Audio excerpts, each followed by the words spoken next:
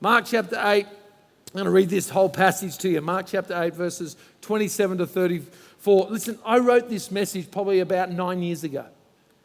And so I didn't really want to write a message on my holidays. But before that week, I tweaked it because I really felt this is the season that I want to go into for the church. And so it's an old message. It's a fairly basic sort of message, but it's probably the most powerful message that you get to hear. And if you take a hold of it, it will change your life completely. I'm so convinced with it. Mark chapter 8, 27 says, Jesus and his disciples left Galilee and went up to the village near Caesarea Philippi. As they were walking along, he asked them, who do people say I am? Well, they replied, some say John the Baptist, some say Elijah, and the others say that you are one of the prophets. Then he asked them, but who do you say I am? Great question. Peter replied, you are the Messiah.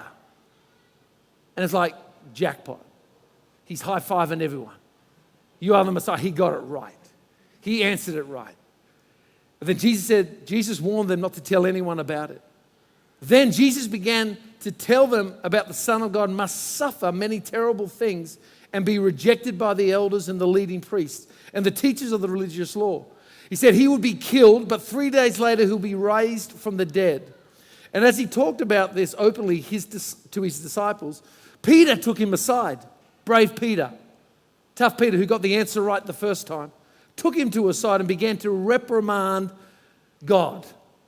Reprimand him and say such things. You shouldn't say such things. Jesus turned around and looked at his disciples, and then he reprimanded Peter and said, get away from me, Satan. Peter's extreme. And I love Lara's message talking about Peter going the extra mile, cutting off the ear. I love Peter for doing that. I reckon he was going for the head, but he missed. But get away from me, Satan. And then he says, you are seeing merely from a human point of view, not from God's point of view. I see this everywhere. I see people having their conspiracy theories and there are all these bits and pieces there. Human point of view, guys. Not a God's point of view. Don't waste your time on Google theology.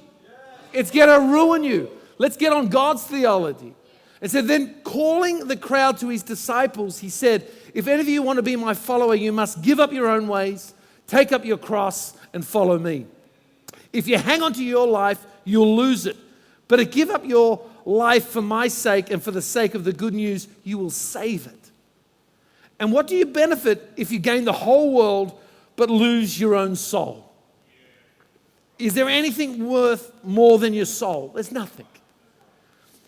If anyone is ashamed of me and my message in these adulterous and sinful days, feels like today, nothing much has changed in 2,000 years, the Son of Man will be ashamed of that person when he returns in glory of his Father with his holy angels. I love this passage of Scripture. I love it mainly because Mark wrote it. Mark wrote it, and he wasn't a direct disciple of Jesus. He was actually a disciple of Peter. So Peter wrote this, but Mark was really good at note-taking. He took the notes and told the story. Peter told the story that we just read, and Mark jotted it down and wrote it.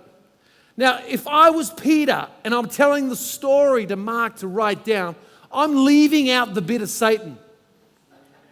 I'm only talking about how good I was, how I got the revelation of that Jesus is the Messiah. I'm going to leave out the bit where he reprimanded me, but Peter doesn't. He puts it in. He puts the good, the bad, the ugly, he puts it in so that we know. And I love the honesty of Peter. I just love that honesty of whacking it in there. Because after the revelation comes the correction. And let me tell you, if you can't handle the revelation, you won't be able to handle the correction. And if you're not prepared for the revelation, you must be prepared for the correction because it's going to happen. God will do something. So one day you're brilliant. One day you get it right. One day everything's going well. And the next day you stuff up. It's like, you know what? You could deliver a phenomenal communion message. The communion message was awesome. But the way you spoke to your wife, I don't like. The way that you help people during the week, it was awesome. But the way you're bagging out your husband, it's not cool. You've gone too far. The way you prayed at prayer meeting, oh, I touched heaven. It was awesome. And especially when you talked about your kids. When you prayed about your kids. Man, I felt the touch of God. But then when I heard you speak those words over them, you went too far. Has anyone gone too far sometimes? Am I the only one? Where once you're brilliant, you've done it all, but then, man, you just went too far. This is like Peter. He's the Messiah. He said, you are the Messiah.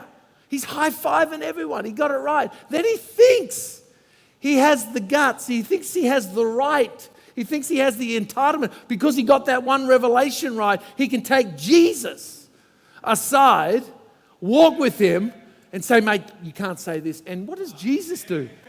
He calls him Satan. Ouch. That is the worst. That is the worst correction you can ever get. And that's the tension of following Christ. You could be good one day and then you go too far the next. You could be so great, get the revelation of God, but then you could be so far wrong. And that's the tension of how we follow God and how we follow Christ. And Mark writes this down and tells us after Jesus corrects Peter, and then he turns to the crowd. This is an interesting thing. Because when it's Jesus and the 12 at the start, Jesus is talking to the 12. And he says, who do they say they am? And then that's where Peter gets the revelation, so you are the Messiah. And then Peter gets rebuked when he's just talking to the 12. But then after the rebuke, he turns and talks to the crowd. I think it's amazing that suddenly a crowd rocks up. But he talks to the crowd. And he says, when calling the crowd to join his disciples, he said, if you want to be my what? Follower. Is that up there? If you want to be my follower, you must give up your own ways. That says your selfish ways. Take up your cross and follow me. Jesus is talking to the crowd. I love this. I just feel like when Peter got the revelation of God and the rebuke of God, he's just with the 12. Now he's talking to the crowd. I feel like Peter's taking a backward step now.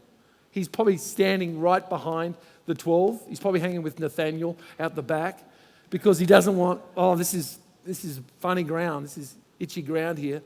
But Jesus is talking to the crowd. And what I love about this is Jesus is not there to preach a message to them. He's there to invite them to join him. He gives an invitation to be a disciple. He's not there just to preach. You know what? When we get up and people get up like Mark and Sam and Lara and all the gang that come up here and preach, they're not just preaching a message so that you can just feel comfortable with, sit down and take it home. They're making a message so that you can come with them on a journey and follow Jesus for the rest of your life. And so that you can join him to be a disciple, not just a Christian, but be a disciple, and then you can help so many more people in this world. And he comes to invite it. Why? This is so important. Because, frankly, the 12 are not enough, Jesus is saying. See, these 12 that you see here, one of them's going to desert me, but the other 12 aren't enough. I'm going to need more to spread the word. If we're going to keep this going for 2,000 years, we're going to need more people to pick up their cross, to lay down their own ways and follow him. And so Jesus is giving an invitation to join him. He's not preaching a message. He's talking to the crowd to invite them in on this massive journey. And he says, you've got to do three things. One, give up your own ways, take up your cross and follow me. You know, Peter, Andrew, James, and John, they did this. They were fishing. And on the day they got the best catch ever, where the two boats were filled to the brim, they left. They didn't even wait to pick up the cash. They bolted. They said, we're going. Matthew was in his tax collector's box, working. Jesus says, come, follow me. He gets out, gives the door to the Romans and says, I'm out. I'm following Jesus. Immediately leaves his career to follow him. And Jesus is saying, just as these 12 did, I want you to do it. I want you to come and follow me. I want you to be my disciple. He says, I want you to give this up. And Jesus looks to the crowd and says, I want you to, number one, give up your own ways. That's a tough thing. I mean, I've got some selfish things that I don't want to give up.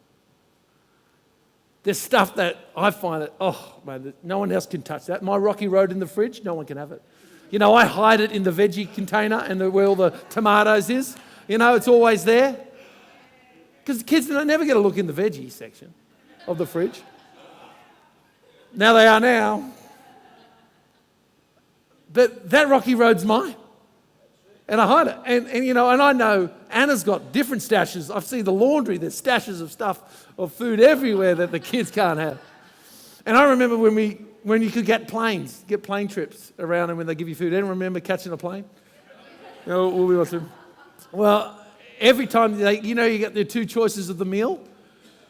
I would pick one, Anna would get the other one. And then when we get it, I'd look at it, oh, this is great. Anna would look at hers, and then she'd look at mine, and then she'd give me this look like, you get it, we're going to have to swap here. I'm thinking, there's no way we're swapping. You should have ordered what I had. This is what I want. And she's looking at me like, oh, God. So now I just order what she has. Whatever she has, I just say I have it. Because I know that she's going to swap it anyhow. But there's always that, who has that hidden stash of chocolate in the fridge, anyone? Come on, there's some hands coming up. Yeah, good. And Jesus says, I want you to give it up. I want you to give up, not the chocolate. I want you to give up your own ways, your own agenda to come and follow me. That's hard work. That's tough because I want to go this way. And Jesus says, no, I want you to go this way. Yeah, but and it's a tussle and it's a fight. But let me tell you, just follow. He wants you to do this. I remember I had a landscaping business in Sydney and my dream was always to build this landscaping empire. That was my dream. And I had about 3 to 6 to 7 workers that worked for me for about 11 years and I had a few trucks and some excavators and some bobcats and stuff. And it was good. It was a small business, but it was good. And I always dreamt of having a bigger business. Like I'd be driving a Dodge Ram. Those big Dodge Rams. And I have a fleet of excavators and heaps of stuff and would build everything, around just building this thing. That was my dream. And then God says to me, he goes, I want you to go to Cairns and plant a church. I said, I don't want to do that. I don't want to be a pastor. I hate pastors. Everyone hates pastors. It feels like we get bashed around a lot. And even just asking someone when you're on a plane or anywhere, so what do you do for a living? I say, I'm a pastor. You're a plasterer? No, so I'm a pastor. What, you make pasta? No, I'm a pastor. Like the church guy. Oh, you're a priest. No, I'm not a priest. I'm a pastor. I'm married and I like kids. I want to have some kids, So, and it's just awkward. I thought, I don't want to be like that. And then God makes me one. I go, gosh, you just follow it. But there's things that we need to do. Let me ask you, will you give it up to follow Jesus? Just like the 12 did? Will you give it up just to follow him? And Jesus is asking the crowd to do the exact same thing as the 12. Will you come and follow me? Will you lay down your agenda and come and follow me? The 12 had a plan. I reckon Peter, James, and John, they all had a family business on fishing. They gave it up to follow him. The second thing he says, he says, take up your cross. What does that mean? Take up your cross. You got to get a bit of wood and carry it. That's hard. You might get splinters on. It's heavy. Is Jesus saying, I want you to carry things for me? Is Jesus saying, I want you to die for me? He's not saying that. But he's saying figuratively, you're going to have to die to some things. You're going to have to die to your agenda. You're going to have to die to your own ways to come and follow me. Because Jesus has done the dying for us. And he's done the heavy lifting for us. He's taken away all your sin. He's done all the carrying for us. He's done all the dying for us. But he says, I want you to pick up your cross. What does that say? I see people that won't take their phone off their hand. My son, Joan, I said, mate, your phone's gripped to your hand. I said, just take it away. It's like you take it away for 5 seconds. I said, give it up. He didn't say pick up your iPhone. He didn't say pick up your teddy bear. He didn't say pick up your pillow. He said, I want you to pick up your cross. Pick up your burden. That's what he's saying. So it means that when you pick up your cross, you pick it up on the days you don't feel like it. You pick it up. You pick it up when it's not popular. You pick it up. If it's between your job and me, Jesus says, I want you to pick up your cross. If it's between your family and me, Jesus says, I want you to pick up your cross. It's hard. It's tough, but that's what he's saying. I want you to pick up your cross.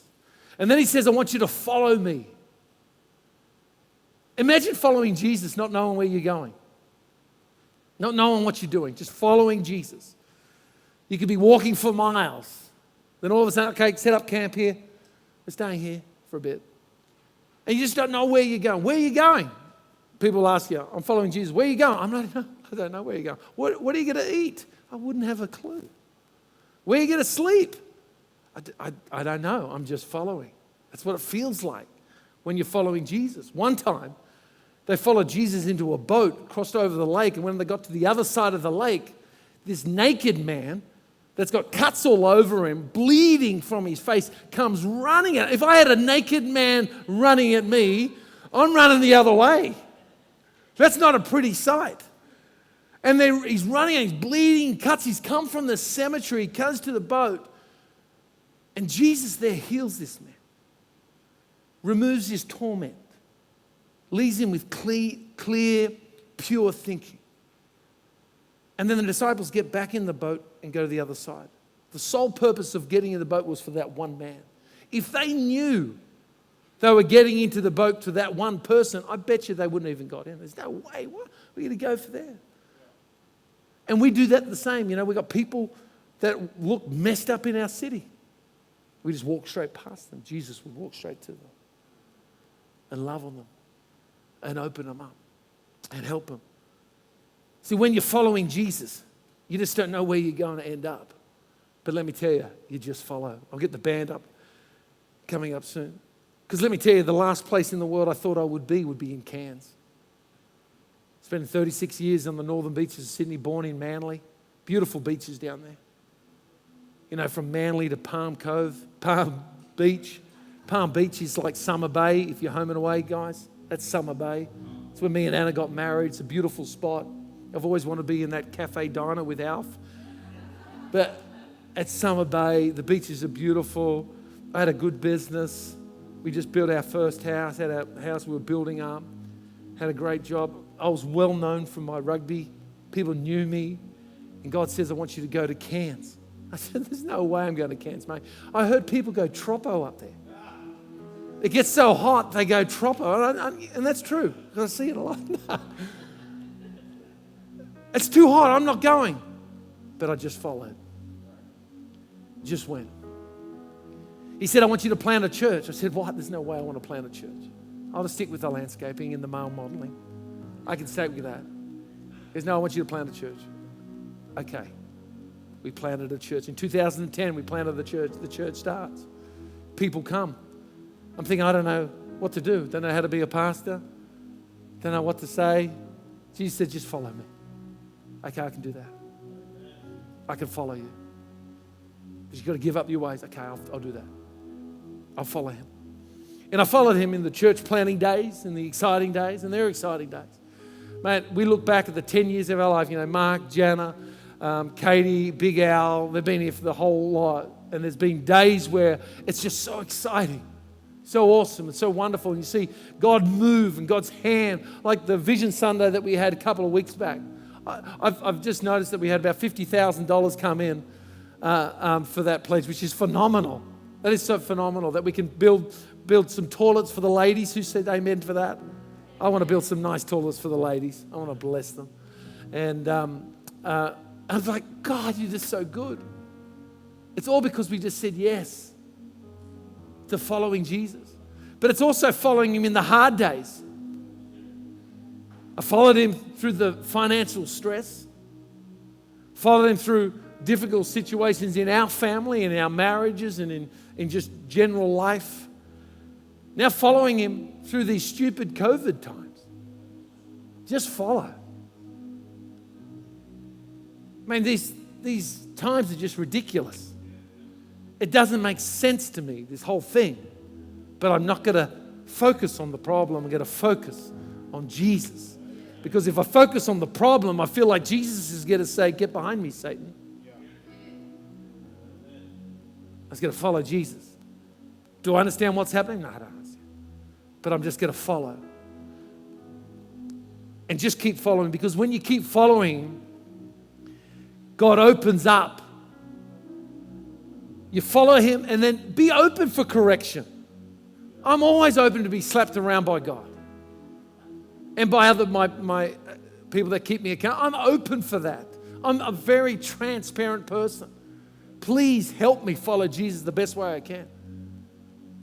And I'm open for that, because after the correction, Jesus brings the recruits. He brings people. I love that, because he says, I need more people. He's talking to the crowd, inviting them. I need more people to spread the word. And I'm just thinking, is there any more people in this room with a show of hands that say, you know what, I want to spread the word. I want to be like Jesus. Is there a show of hands that's saying, yep, I'll follow Jesus. I want to spread his word? Yeah. That's what we're called to do. That's what we're called to do. Keep spreading the word. Because let me tell you, there's a lot of Christians out there, but there's not a lot of disciples. And there's a big difference. Because you can follow Jesus, but you're still the same as you were when you met him. You still got the same agenda on the day that you met him 25 years ago. And nothing's changed. Are you yet to pick up your cross? Or are you still holding on to that pillow? Are you going to pick up that cross in these days? It doesn't matter if you're 6 years old or 86. It's a daily thing that we pick up the cross to say, I'm going to follow him. And it's so tempting just to pick up the pillow. I mean, after having 2 weeks off, this morning when I was getting out of bed, I felt like, oh, that pillow feels good. But getting back in here, it feels even better. Getting back into the grind, getting back into the mission that God's called us to pick up the cross. Or do you want to just follow Christ so that it's convenient to you? When it's inconvenient, are you just going to let go? We're going to follow him in all times. I remember him following to Newell Street, just around the corner. You know, the Mousetrap, the cafe, the food shop there. We were at the shop next to it. And I remember God said, you have this. And I said, there's no way we're going to get this, God. I don't want it. It's too small. He says, yeah, get it. Just follow. Look what that opened up. If we didn't get that, we wouldn't have been in here. If we didn't follow, that room's the size of our foyer, just the half of our foyer. We were there for 6 weeks. Then we moved into here, and we've just continually working over the last 9 years or so. But it's because we got a mandate to be a disciple of Christ, to give up our agenda for his agenda, to pick up the cross, the burden, the leadership, the mantle to be a disciple and to follow him, not just for a week, but forever, for the rest of your life. And I say to a lot of people that have spent a lot of their times in the nightclubs, they might have spent 10 years in the nightclubs, drinking and womanizing and doing this, and then they come into church. I said, you've got to give me at least 10 years. You gave the world 10 years, you give me 10 years. Not me, Christ 10 years. So see if you can do that. You gave the world, it's pretty easy, that one, but this one's a little bit harder, to pick up your cross and to follow him. Maybe you're already a follower of Jesus, but today I'm asking you to be a disciple of Jesus.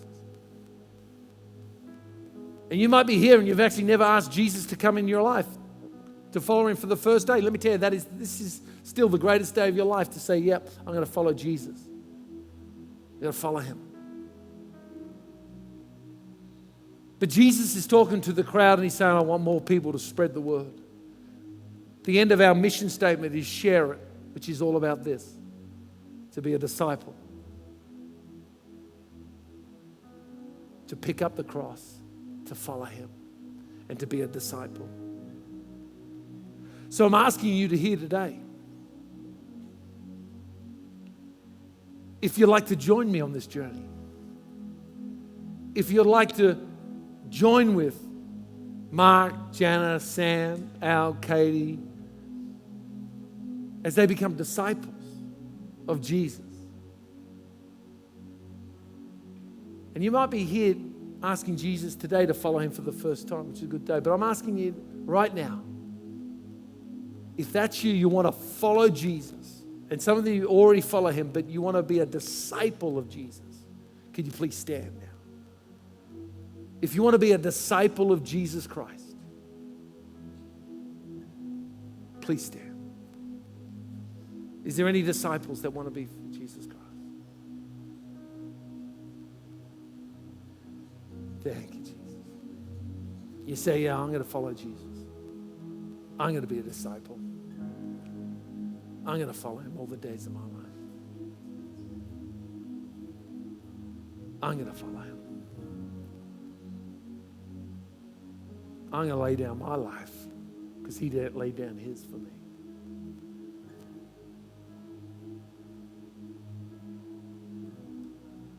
Thank you, Jesus.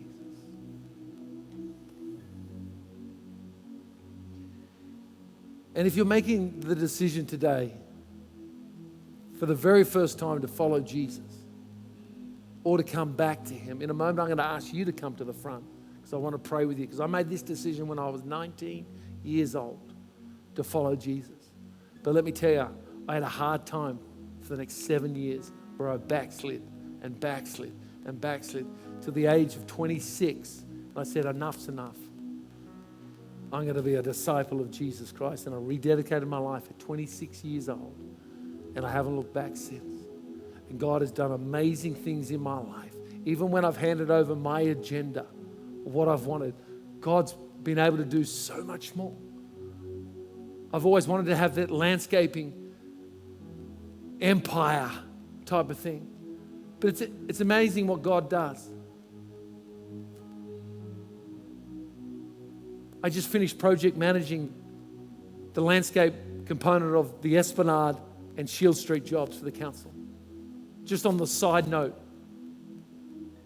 Because God still loves you and has some dreams that you have, and he still does things. But if you lay down your agenda, he just makes life right. There's a flow to it that happens.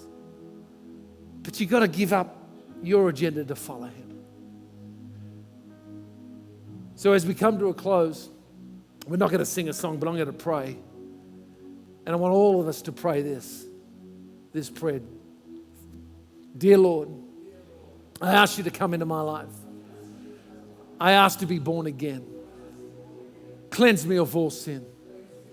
Make me your child.